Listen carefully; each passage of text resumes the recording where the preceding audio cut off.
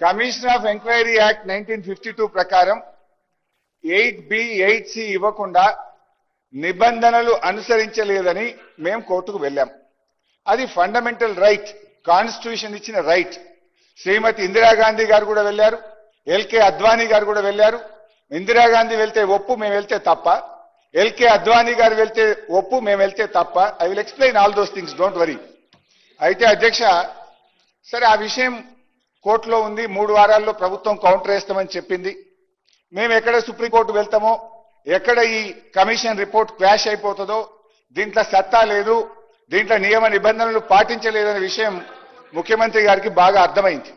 అందుకే ముఖ్యమంత్రి గారు సుప్రీంకోర్టులో కేవిటేసిండ్రు.